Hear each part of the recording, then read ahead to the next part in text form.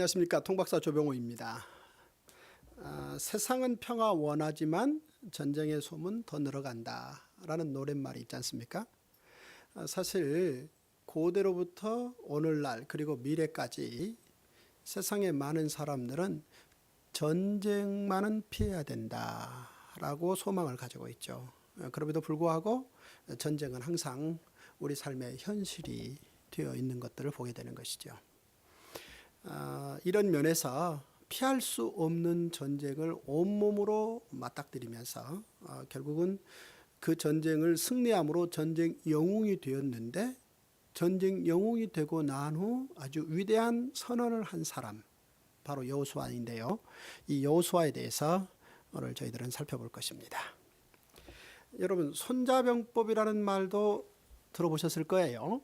이 손자라는 사람이 싸움에서 이기는 방법 36가지를 만들었는데요. 그 중에서 1개에서 35개까지는 잘 몰라도 36개 줄행랑은 잘 할 것입니다. 불리하면 도망간다는 거죠. 그렇게 해서 오히려 살아남아야 된다는 거죠.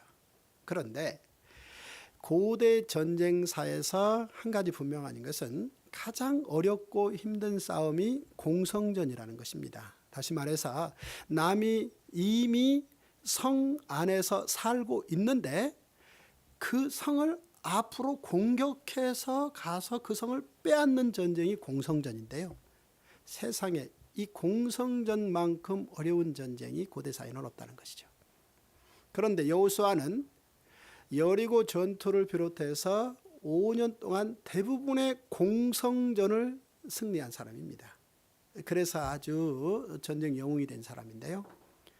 사실 동서양을 통해서 또 한 사람의 전쟁 영웅을 알려진 사람을 꼽으라면 징기스칸을 꼽을 수 있는데요. 이 징기스칸이라는 사람이 사실 서양 사람들에게 상당히 두려운 존재로 인식되어 있습니다. 왜냐하면 이 징기스칸은 사실은 공성전의 아주 달인이었다는 것입니다. 그래서 그 짧은 시간에 많은 성들을 빼앗고 오히려 보면 세계에서 그 넓은 땅을 소유한 기록을 가지고 있는 사람이 이제 징기스칸입니다. 그런데 우리는 오늘 여호수아가 어떻게 이 많은 전쟁들을 승리했으며 결국 전쟁을 승리하고 난 후 그가 진심으로 무엇 때문에 전쟁을 했는지를 밝히는 그 이야기의 핵심 내용이 무엇인지 한번 살펴봐야 될 것입니다. 사실 여호수아가 나이 40 전에는 싸워볼 기회조차 없었습니다. 왜냐하면 그는 이제 애굽에서 한 40년을 살게 되는데요. 애굽에서 사실은 히브리 민족이 이 군대를 가지고 있지 않았고, 그래서 본인 또한 이 싸움에 임할 수 있는 어떤 군인의 입장에 설 수도 없었던 거죠.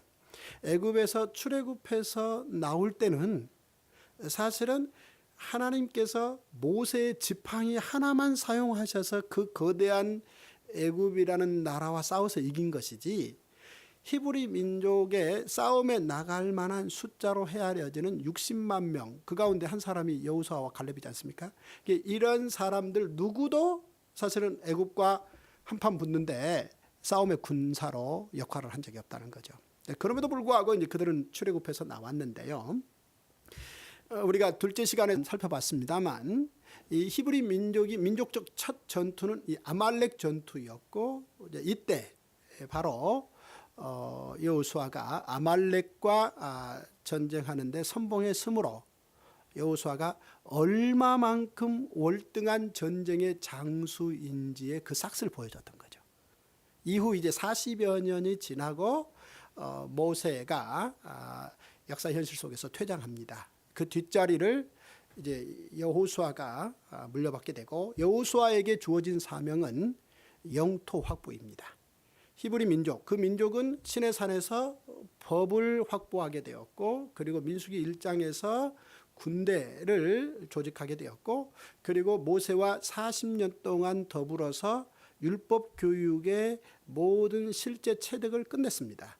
이제 이 상황 가운데에서 그들이 확실하게 인식하고 있는 이 제사장 나라를 실제 실현할 수 있는 영토가 필요했던 것이고, 이 영토 확보에 이 전쟁에 있어서 최종 명령자로 여호수아가 세워진 것입니다.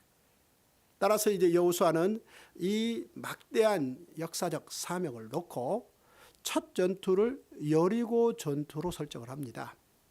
이 평지에 있는 여리고성인데요. 이 성을 먼저 공성전을 해서 승리하겠다. 이 계획을 세운 것이죠. 여호수아가 여리고성을 선택한 핵심 이유는 바로 여러 가지 전략적 상황을 고려했기 때문인 거죠.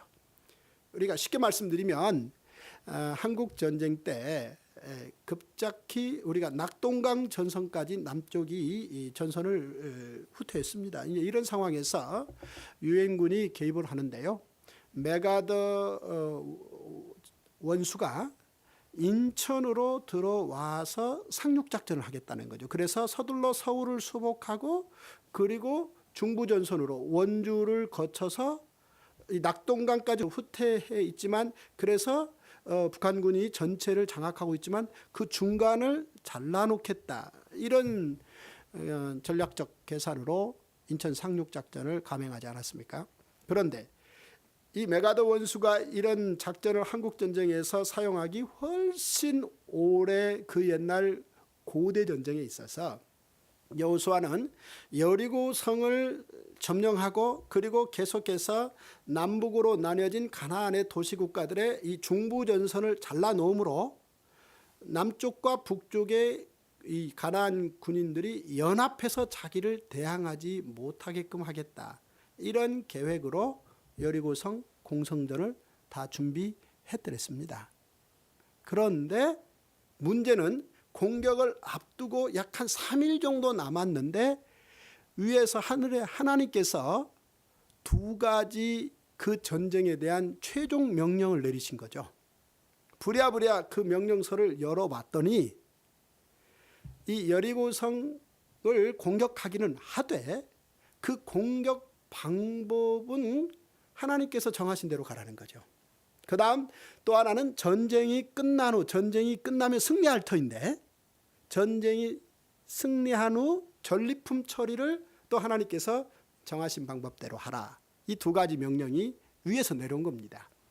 여호수아는 드디어 하나님께서 허락하신 이 두 가지 명령을 실제 자신이 선택해야 될 가장 최상의 전략으로 받아들입니다. 그리고 드디어 하나님께서 주신 명령대로 가는데요. 일단 하나님께서 주신 그 전략은 세 가지인데, 첫째, 일주일 동안 하루에 한 바퀴씩 여리고성을 조용히 돌라는 것입니다. 그 다음 두 번째, 7일째는 7바퀴를 돌라는 거죠. 그리고 세 번째 7바퀴를 돌고 난 후 소리를 지르라는 것이죠. 그렇게 되면 여리고성이 무너질 것이다 라는 하나님의 명령이었습니다. 드디어 여호수아와 함께 간 그 광야에서 만나를 먹으면서 율법을 훈련받은 이 만나 세대들이 하나님이 원하시는 그대로 함께 실행합니다. 그러면서 마지막 순간에 소리를 지르자 여리고성이 무너져 버렸던 것이죠. 놀랄 만한 일이었습니다.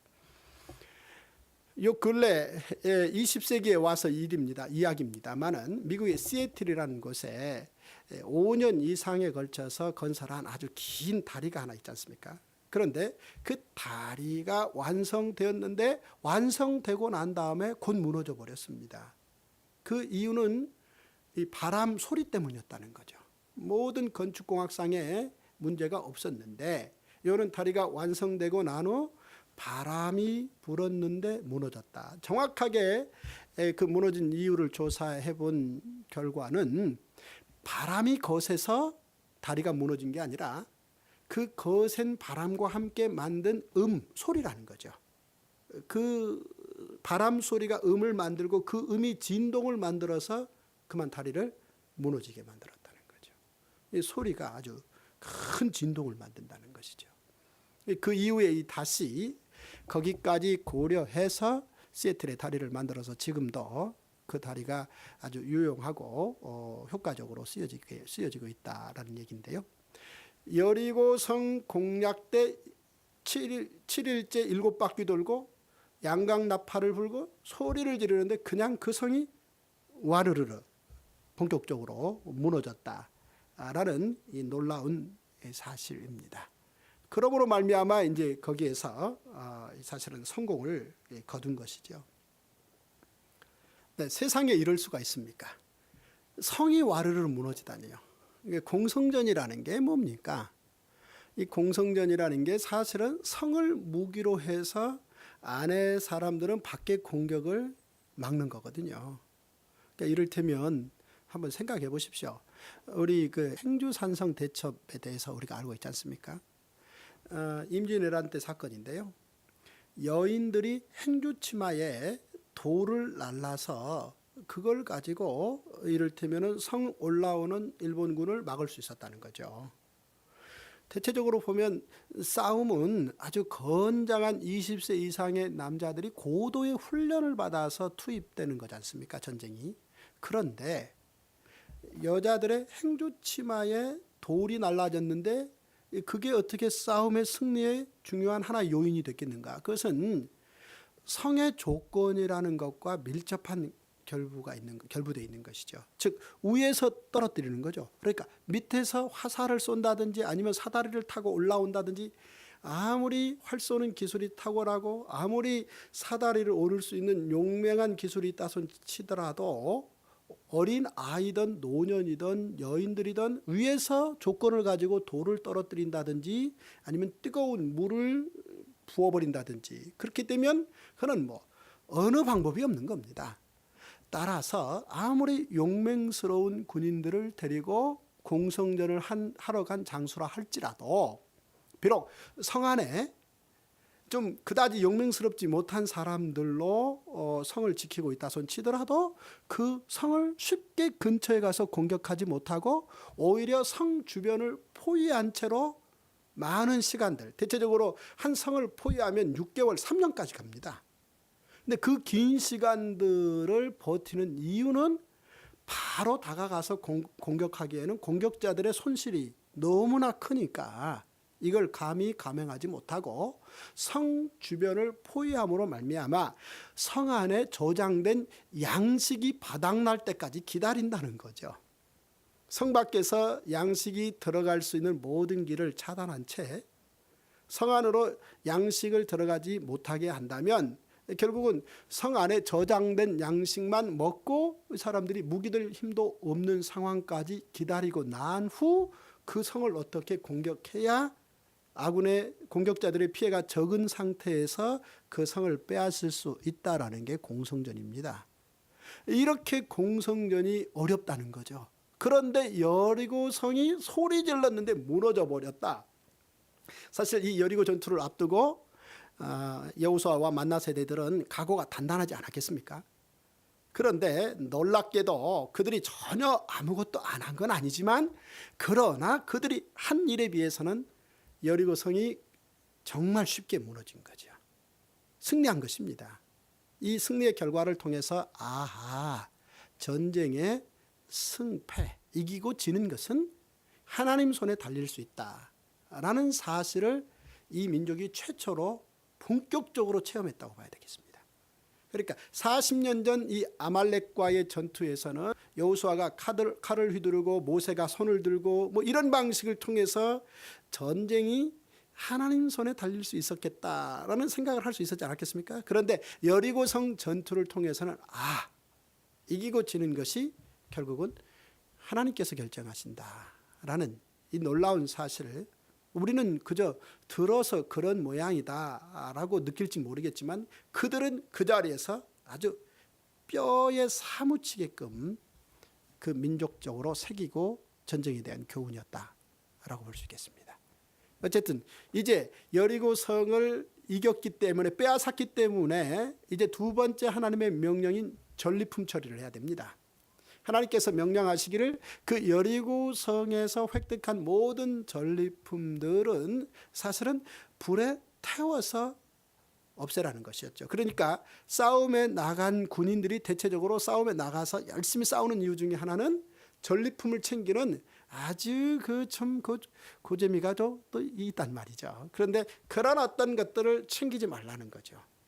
그런데 뒤늦게 발견된 사실입니다마는 아간이라는 친구가 그 전리품의 일부를 챙겼다는 것이죠. 따라서 아간은 그의 가족들과 함께 이 돌을 맞아 죽게 됩니다. 참으로 안타까운 일이죠. 아간의 잘못은 큰 잘못이고 동정할 여지가 없다라는 생각이 들 수 있겠죠. 그런데 여기에서 또 하나 우리가 다른 각도에서 생각을 해보면 아간이 크게 잘못했다는 전제하에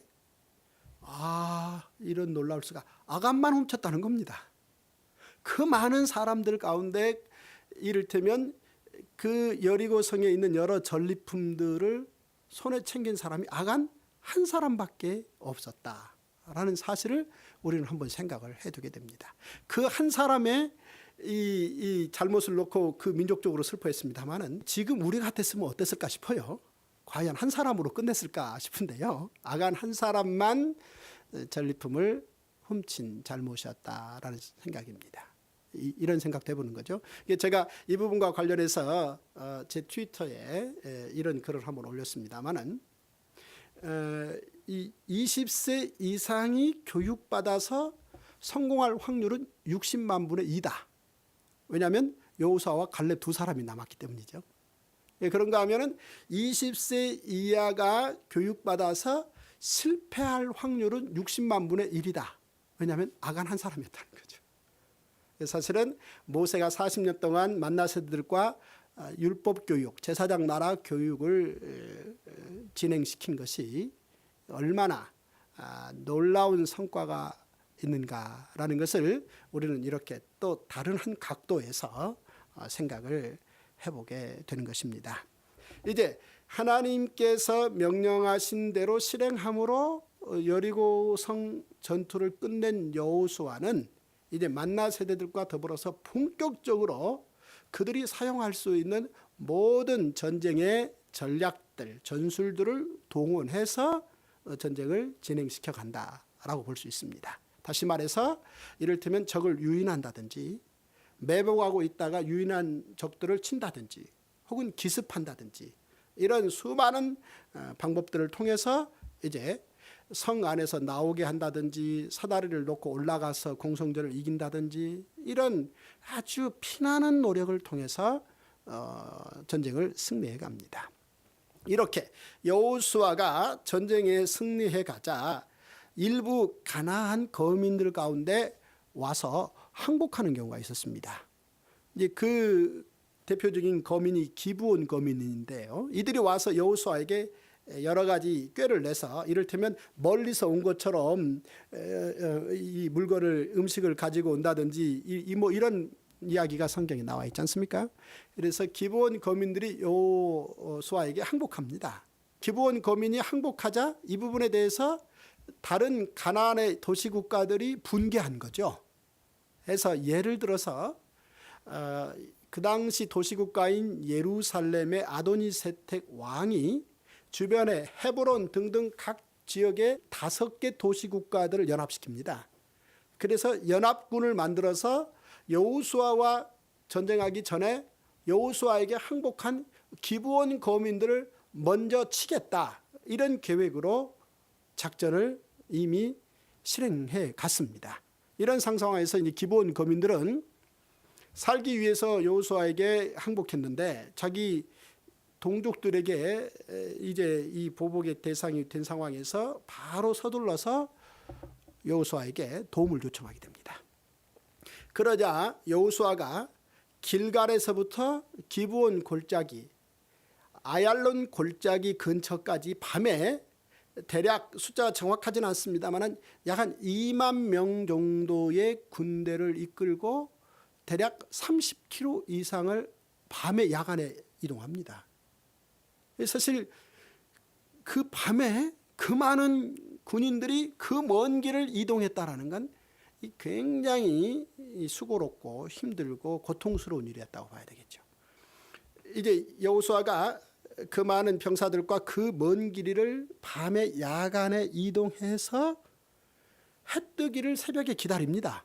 기다렸다가 해가 떠오르자 해를 등으로 받고 그 기본 골짜기에 5개 도시국가 연합군들이 꽤 많습니다. 이게 수만 명인데요. 이 수만 명이 아직 잠자리에서 일어나지 않고 진에 있을 때 해를 등지고 새벽에 바로 달려가서 그들을 전멸시키는 거죠. 이때 바로 이제 여호수아가 태양아 멈추어라, 달아 멈추어라, 그 외침을 외쳤던 그 전쟁인데요. 이렇게 여러 갖가지 노력들을 통해서 31명의 도시국가 왕들과 싸워서 대략 큰 승리를 거둡니다. 완벽하게 가나안 전체를 전쟁을 통해서 이기진 못했습니다마는 그래도 히브리 민족이 가져야 될 영토라는 측면에서 충분히 확보하고 이제 전쟁이 어느 정도 마감이 된다라고 봐야 되겠습니다. 여호수아 그는 이렇게 사실은 영토 확보라는 막대한 중차대한 역사적 사명을 어느 정도 잘 감당을 하게 되는 것이죠. 해서 전쟁을 승리로 이끄는데요. 문제는 이런 영토를 확보하고 난 후 여호수아가 어떤 입장으로 그의 행보를 취했느냐, 이게 참 중요한 문제가 아닐 수 없다는 것이죠. 사실 이 영토, 이 국민의 영토를 지킨다, 이런 건 굉장히 중요한 문제라는 것이죠. 우리나라의 역사 속에서도 이 광개토 태왕이 훌륭한 왕으로 이름이 남아 있는 이유가 고구려의 영토를 확대했다는 것이죠. 그런가 하면은 장군 중에서는 이순신 장군 충무공이 아주 유명하지 않습니까? 그 충무공이 유명한 이유가 뭡니까? 우리나라 영토를 일본으로부터 지켜냈다는 것이죠. 여러 가지 이유가 있습니다만 영토를 지켜냈다는 거죠. 말이 나왔으니까 말입니다만은 사실은 이 충무공의 이 한산 대첩은 세계 역사의 4대 해전에 속한다는 거죠. 첫째는 이 살라미스 해전, 그 다음에 미켈라 해전, 그 다음에 이순신의 한산 대첩, 그 다음에 영국의 이 트라팔가 해전, 이 4대 해전인데요. 이 4대 해전은 지금도 지금 각 나라의 해군사관학교에서 이거 다 가르칩니다. 그래서 사실은 해군사관학교에서 이순신 장군 모르면 곤란하지요. 그 점수가 안 나오겠죠. 그만큼 사실은 이순신 장군이 큰 싸움을 승리로 이끌었는데, 그래서 그가 한 큰 성과가 뭐냐는 거죠. 싸움에 이겼다도 중요하지만 우리나라 영토를 지켰다, 이거지 않습니까? 이 영토를 지킨다라는 게 이렇게 큰 의미가 사실은 있는 거죠. 자, 이렇게 여호수아 입장에서는 영토를 다 빼앗았으니, 그것도 5년에 걸친 전쟁의 영웅이니, 이 정도 전쟁 영웅이면 뭔가 그 다음 행보로 왕의 등극을 선언할 만하다는 거죠.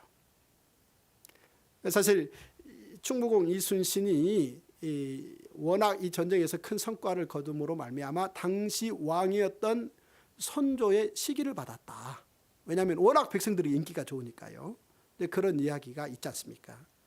사실 여호수아가 5년 동안 그 대단한 전쟁을 승리로 이끌었으니 여호수아가 왕이 되겠다라고 나선들 누가 뭐라 하겠냐는 거죠. 원래 고대로부터 세계 역사를 보면 전쟁에서 이긴 전쟁 영웅은 그 다음 행보는 거의 따지지도 않고 묻지도 않고 바로 왕이 되는 것이죠. 그런데 여호수아는 사람들을 다 모아놓고 본인은 왕이 되지 않겠다, 이런 선언을 했다는 거죠. 그 말은 나는 내 스스로 왕이 되지 않을 테니까 주변에서 다들 좀 알아서 옹립해서 나를 좀 더 이 뭔가 폼나게 왕의 자리를 올려달라, 이런 식의 어떤 이면적 제안이 아니었다는 것이죠. 진실로 여호수아는 그 5년 동안 전쟁의 이 승리로 이끈 그 동지들과 함께 여호수아가 그들에게 연설하기를, 나는 왕이 되지 않겠고 내 가족들도 왕의 자리를 넘보지 않겠다. 오직 나와 내 가족은 여호와만 섬기겠다. 이런 상상할 수 없는 선언을 했다는 거죠. 다시 말해서 제사장 나라의 거룩한 백성이 자기가 되고 싶은 가장 귀하고 월등한 자리다. 이 선언을 한 것이죠. 만약 여호수아가 제사장 나라에 대한 공부를 가지지 않았다면 사실은 전쟁에서 이겼으면 당연히 왕돼야 되는 거죠. 그러나 여호수아는 누구보다도 더 열심히 모세로부터 제사장 나라 개념을 배워서 모세가 제사장 나라의 제1시민이었다면 자신은 제사장 나라의 제2시민이 되고 싶어서 그 놀라운 전쟁을 마다하지 않았다라고도 해석할 수 있습니다.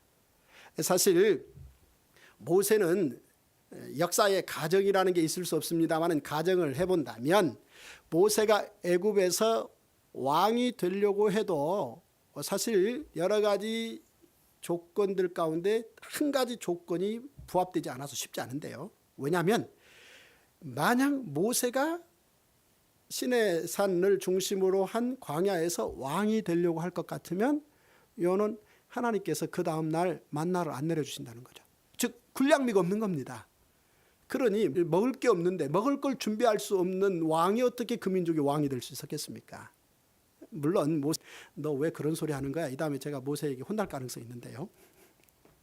그런데 여호수아는 얘기가 다른 거죠. 여호수아는 여리고 전쟁에서는 모든 전리품을 사실은 다 하나님께 바쳤지만 그 이후에 모든 전쟁에서 발생한 상상할 수 없는 전리품들을 확보한 겁니다. 그리고 영토를 확보했고요. 따라서 경제적으로 보면 여호수아는 대단한 경제적 부를 갖춘 사람이고 전쟁이라는 것은 아주 다급한 위기 상황의 결정체인지라 그때는 주로 사실은 상명하복 즉 상급자의 명령을 복종하는 것이 굉장히 중요하게 여겨지는 거 아니겠습니까? 따라서 5년 동안 목숨 걸고 진행하는 전쟁을 지휘한 여호수아는 그 전쟁에 참여했던 수많은 사람들에게 명령을 했고 사실은 그들은 여호수아에게 명령 듣는 걸 어떤 면에서는 당연하게 여길 수밖에 없을 만큼 그런 충성스러운 관계였다는 거죠. 그런데 바로 이들을 대상으로 왕이 되는 건 너무나 당연한 건데 여호수아는 진정 자기가 되고 싶은 건 이제 거룩한 시민이었다는 것이죠. 아, 놀랍지 아니할 수 없습니다. 이게 무슨 얘기겠습니까? 보십시오. 만약 하나님이 모세를 통해서 주신 그 제사장 나라 그 개념이 영토가 확보되지 않는다면 그렇다면 그 법은 여러 가지 면에서 아직 그 제사장 나라의 법의 실체는 부족한 거죠. 예를 들어서 그 법에 들어가 보면은 이 거룩한 시민들이 농사를 짓고 난 후 추수 때에 추수의 일부를 남겨놓는 거죠. 즉 반모퉁이 일부를 남겨서 그의 풍년을 주신 하나님 앞에 감사하며 추수의 반모퉁이 일부를 남겨서 고아와 그 다음 나그네들 이 가난한 자들을 위해서 배려한다는 거죠. 바로 이것이 거룩한 시민이라는 겁니다. 바로 이제 이 법이 이후에 보면 룻기 때 적용되지 않습니까? 따라서 제사장 나라 법과 영토 확보는 뗄래야 뗄 수 없다라는 사실 아니겠습니까? 어디 그뿐이겠습니까? 사실은 그들이 그 땅에서 이제 법적으로 그 땅을 하나님 앞에 소유하는데 율법을 잘 지켜 행할 것 같으면 하나님께서 어떻게 약속을 주셨는 거니 이 제사장 나라 법만 주신 게 아니라 그 제사장 나라 법대로 살 때 이런 효과가 있을 것이다라는 말씀을 하셨는데요. 법을 잘 지켜 행하면 묵은 곡식을 남겨두었다가 핵곡식으로 인해서 묵은 곡식을 치울 수 있는 이 경제의 이 넉넉함이 있을 수 있다는 거고 그 제사장 나라 법을 잘 지켜 행하면 다섯이 백을 쫓고 백이 만을 쫓음으로 말미암아 이 국방 문제를 해결할 수 있는 이 자주국방 차원이 아니고 국가 안보를 법을 지켜 해결할 수 있는 효과가 있다라고 하나님이 모세를 통해서 제사장 나라 법을 히브리 민족에게 주셨다는 거죠. 그러니까 여호수아는 영토를 확보함으로 말미암아 이 법이 그대로 실행됨으로 말미암아 그 거룩한 시민들이 오히려 가나안에서 하나님의 제사장 나라 법을 실천함으로 말미암아 여러 삶의 현실적인 복을 받고 하나님의 그 통치, 그 법을 준수함으로 하나님께서 그들에게 베푸시는 그 축복을 그 민족이 누림으로 말미암아 결국 하나님께서 그 법을 허락하실 때 세계가 다 내게 속했다라고 말씀하셨는데 한 민족이 하나님이 주신 법으로 지켜 행하면 이렇게 내부 경제 문제나 외부 국가 안보 문제가 해결이 되는구나. 이런 내용들을 즉 제사장 나라 경영의 하나님의 통치 방식을 온 세상에 드러낼 수 있는 좋은 계기가 된다는 거죠. 따라서 이런 어떤 하나님의 경영이 실현되었으면 하는 그런 간절한 소망이 여호수아에게 있었다는 거죠. 여호수아가 사실은 늦음하게 공부했지 않습니까? 40 넘어서 율법을 공부했으니까. 그럼에도 불구하고 제사장 나라 공부, 시민 교육, 사실은 그가 청소년 시기와 장년 부분의 상당 기간을 애굽이라는 나라, 즉 소국적 제국주의를 하는, 즉 어느 민족이 한 민족을 정치 경제적으로 압박해서 그들의 수고를 오히려 정당하게 받아들이고 경영해가는 그런 제국 경영 방식을 간접적으로 체험하고 거기에 피해자가 여호수아지 않습니까? 그런데 그런 데에서 월등하게 뛰어넘어서 제사장 나라 경영의 그 현실적인 그 축복을 정착시키는 그 놀라운 일을 감당했다는 것이고, 이 일을 위해서 자신은 목숨을 걸고 전쟁을 했지, 사실은 시시한 어떤 나라 경영 혹은 그 나라를 통해서 꿈꾸는 어떤 제국 경영 이런 차원 때문에 전쟁을 한 게 아니다 라는 놀라운 선언을 여호수아가 했다는 것이죠. 자, 전쟁 영웅, 그 전쟁 영웅이 왕의 등극 선언이 아닌 제사장 나라의 거룩한 시민 선언, 마치 우리가 진정으로 되고 싶은 게 그리스도인, 어떤 이 자리를 꿈꾸는 우리의 소망을 다시 한번 여호수아를 통해서 우리가 참으로 느끼게 됩니다. 참 멋지다. 전쟁처럼 치열한 그 삶의 한복판과 맞물려 살면서 정말 숨죽이는 인생을 살았을 터인데, 그런 삶까지도 사실은 하나님의 그 꿈, 하나님의 세계경영 꿈이죠. 이 제사장 나라를 기반으로 또다시 새롭게 여시고자 하는 하나님의 이 놀라운 꿈에 온몸을 다해서 생을 바치고 손에 땀 흘리고 산 사람의 이야기를 우리는 이렇게 즐겁게 살펴보았습니다. 오늘은 제가 여기까지 준비했습니다. 다음 시간에는 사울의 공포 정치와 대권 후보자 다윗에 대해서 살펴보겠습니다. 감사합니다.